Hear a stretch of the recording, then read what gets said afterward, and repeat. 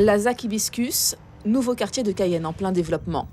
5 restaurants y ont ouvert récemment, dont celui d'Eduardo Carrillo.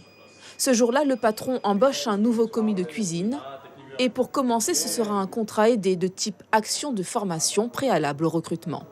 Pendant 400 heures de temps, c'est Pôle emploi qui lui verse une rémunération. Nous, on fonctionne comment ça se passe. Nous, en tant que chef d'entreprise, on peut lui verser des indemnités. L'activité d'Eduardo Carrillo est en plein essor.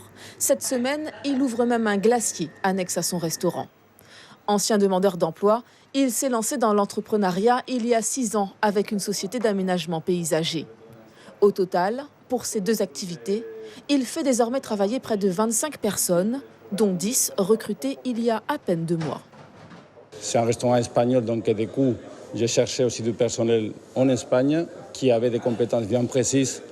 Mais après, par rapport à l'activité générale de restauration, l'activité d'espace vert, j'ai pas de difficultés. J'appelle Pôle emploi souvent. Pôle emploi, le RSMA aussi, mais surtout Pôle emploi. Autre secteur dynamique, les services à la personne. Ménage, jardinage, garde d'enfants. Pour faire fonctionner son agence ouverte il y a moins d'1 an, Grégory Glény a recruté 9 salariés polyvalents, aujourd'hui en CDI. On a passé beaucoup de candidats, une trentaine, pour finalement peu de candidats qui ont été pris et validés en CDI dans la société. On demande quand même un minimum, puisque du coup, il y a un contact avec les particuliers.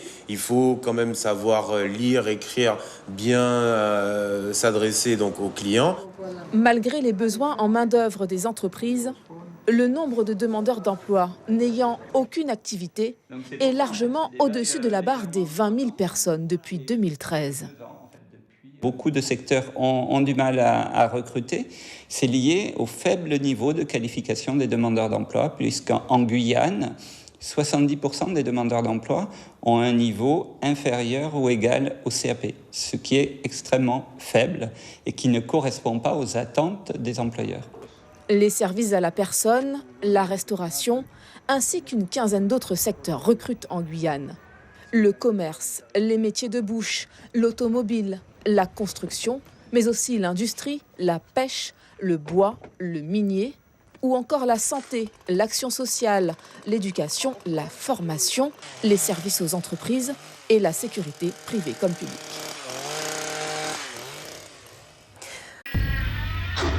Suivez l'info sur Guyana Première, télé, radio et internet.